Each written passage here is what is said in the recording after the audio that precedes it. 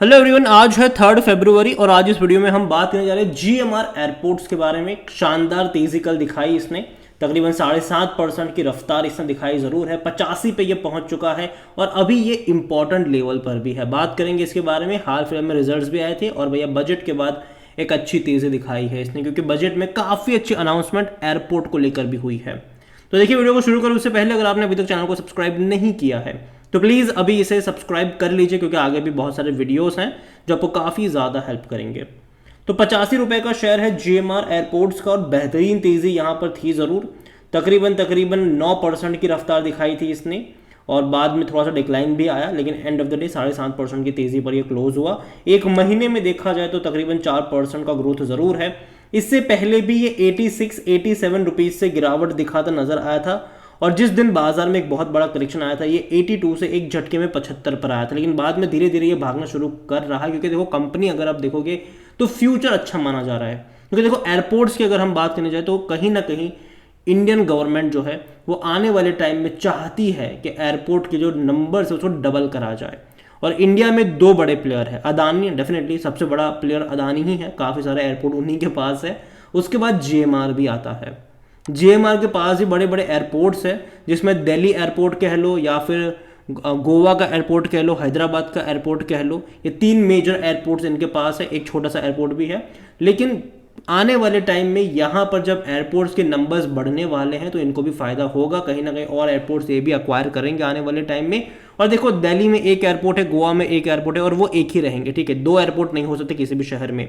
तो कहीं ना कहीं आने वाले टाइम में जब भी प्रिडिक्ट करा जा रहा है कि टूरिज्म बढ़ेगा तो जाहिर सी बात है फ़ायदा होगा। और धीरे धीरे एयरपोर्ट की संख्या, मतलब एयरपोर्ट में जो लोगों की संख्या है जाने वाली, वो बढ़ रही है। यहाँ पर एक साल में देखो तो पैसा खूब सारा बना कर दिया है इसने। 126% का ग्रोथ है। 37 रुपीज़ से लगातार भागा था, अगर करेक्शन भी बना था बीच में, वापस दुगनी तेजी से भागा, वापस करेक्शन बना, वापस दुगनी तेजी से भागा, वापस करेक्शन बना, वापस तेजी यहाँ पर एक्सपेक्टेड रहेगी। और 3 डिजिट में भी अगर आने वाले टाइम में चला जाए तो मुझे कोई हैरानी यहाँ पर नहीं होगी। हालांकि कंपनी लॉस मेकिंग है, दिक्कतें हैं यहाँ पर भी। यहाँ पर 5 साल का ग्राफ देखोगे तो बेहतरीन रफ्तार है, 465% का ग्रोथ है और लगातार ये भागा है जीएमआर एयरपोर्ट्स, लगातार भागा है। हालांकि बीच में एक बड़े करेक्शन से गुजरा था, फिर तेजी दिखाई, फिर बड़े लंबे करेक्शन से गुजरा था। देखो यहाँ पर 2009 से लेकर 2016 का टाइम बहुत बुरा रहा इसके लिए, लेकिन 2017 से धीरे धीरे ही सही लेकिन तेज़ी दिखानी इसने शुरू करी। जो असली तेज़ी यहाँ पर बनी है वो कोविड के बाद बनी है, क्योंकि कोविड के टाइम पर ये 16 रुपये का शेयर था, वहाँ से अच्छी खासी रफ्तार बनी है। और डेफिनेटली आने वाले टाइम में उम्मीद करते हैं कि चीज़ें इनके लिए और बेहतर हो। और अभी वॉल्यूम्स का गेम भी चल रहा है, 12.5 करोड़ तक के शेयर्स ट्रेड हुए थे, तो बड़ी क्वांटिटी में ट्रेडिंग भी यहाँ पर हो रही है जीएमआर एयरपोर्ट्स में। और जहाँ तक बात करी जाए इस कंपनी को लेकर तो इस कंपनी के नंबर्स तो वाकई में काफ़ी ख़राब है और डिविडेंड तो एक्सपेक्ट नहीं कर सकते आप कि ये पे करेगा, क्योंकि लॉस मेकिंग कंपनी है ये। हालांकि रेवेन्यू में अच्छी तेज़ी है, अगर आप एनुअल देखोगे तो एक बड़ी रफ्तार है। कोविड के बाद डेफिनेटली एक डिक्लाइन एक्सपेक्टेड था, वो देखने को मिला भी सही, लेकिन उसके बाद धीरे धीरे अब तेज़ी आ रही है इनके रेवेन्यू में, लेकिन अभी भी 19-20 के मुकाबले कम है। और तब एक्चुअली में शेयर प्राइस देखा जाए तो मतलब काफ़ी कम था, ठीक है, 20-22 रुपये का था ये। यहाँ पर प्रॉफिट अगर आप देख रहे हो तो पहले लॉसेस बहुत ज़्यादा थे इनके, आप देखो यहाँ पर बहुत ज़्यादा लॉस थे और बाद में थोड़े थोड़े लॉसेस कम होना शुरू हुए हैं। अभी लास्ट 2 फाइनेंशियल ईयर में इनके नुकसान एटलीस्ट थोड़े से कम हुए ज़रूर है, लेकिन क्वार्टरली अगर आप देखो थोड़ा सा आपको यहाँ पर लॉस बढ़ता नजर आएगा। हालांकि रेवेन्यू में बहुत बड़ी तेज़ी आई है, 2226 करोड़ के आसपास का लास्ट इनका रेवेन्यू रहा, लेकिन नुकसान भी उतना ही ज़्यादा रहा। तो यही वजह थी कि रिजल्ट्स आने के बाद एक डिक्लाइन की तरफ आपको देखने को मिला और लगातार लॉसेस यहाँ पर है। लेकिन आने वाले टाइम में चीज़ें बेहतर उम्मीद करी जा रही है इनसे। यहाँ पर अगर आप वैल्यूएशन देखोगे तो जाहिर सी बात है, जब नेगेटिव है, कंपनी लॉस मेकिंग है, तो पी रेशो आपको नेगेटिव में देखने को मिलेगा। 50% एनालिस्ट कहते हैं खरीदारी करो। शेयर होल्डिंग को लेकर देखा जाए तो जो प्रमोटर है उनके पास 59.09% का स्टेक है। हालांकि प्रमोटर की बहुत बड़ी होल्डिंग गिरवी भी है, 37.42% का स्टेक यहाँ पर गिरवी है। और इससे पहले अगर आप देखोगे तो स्टेक पहले गिरवी था 40.57। तो देखा जाए तो प्रमोटर ने थोड़े से शेयर्स को छुड़ाया भी है गिरवी से। म्यूचुअल फंड ने अच्छी खासी खरीदारी करी है, 1.33% से बढ़कर के 2.27 पर आए हैं। तो म्यूचुअल फंड्स ने अच्छी खासी क्वांटिटी में यहाँ पर अपना इंटरेस्ट दिखाया है। डोमेस्टिक की 2.99% का स्टेक यहाँ पर 2.97 पर में थोड़ी सी बिकवाली हुई है। सेम चीज़ एफ को लेकर भी है। 28% का स्टेक 27.38% के आसपास भी है।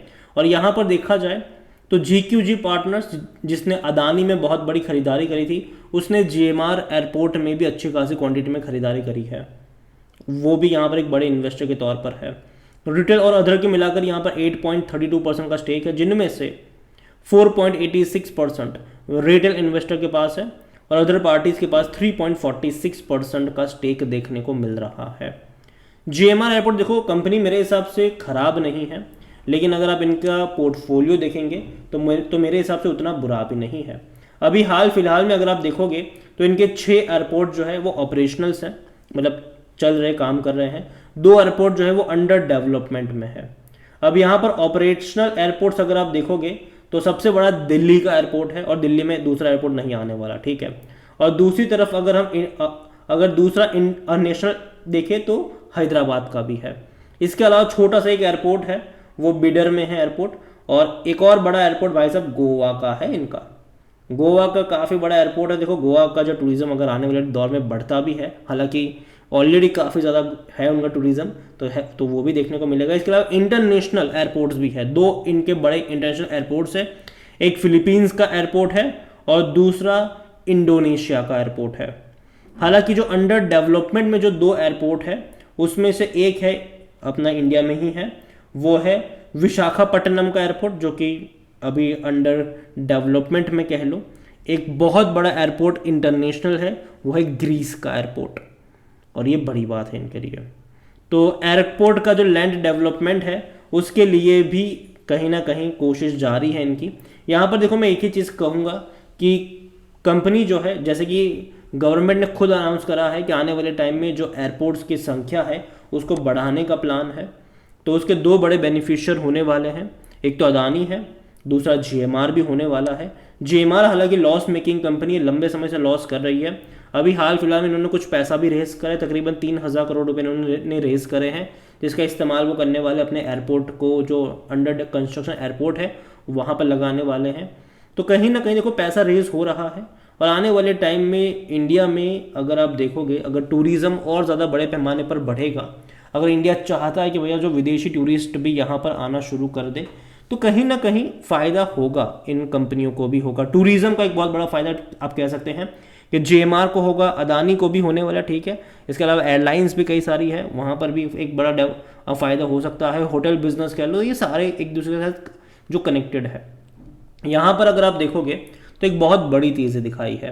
और ऐसा नहीं कि जब तेज़ी आई तब मैं बात कर रहा हूँ, अगर आप चैनल को रेगुलर फॉलो कर रहे हो तो GMR को एक्चुअली में मैंने ट्रैक करना जो शुरू करा है वो पिछले 6-7 महीनों से ट्रैक में कर रहा हूँ, जब ये 50 रुपये के आसपास था। और तब से मेरी एक ही सलाह है कि दिक्कत में है कंपनी, लेकिन कहीं ना कहीं एयरपोर्ट के बिजनेस अगर आप देखोगे तो 2 बड़े प्लेयर हैं इंडिया में और फ़ायदा दोनों को ही होने वाला है।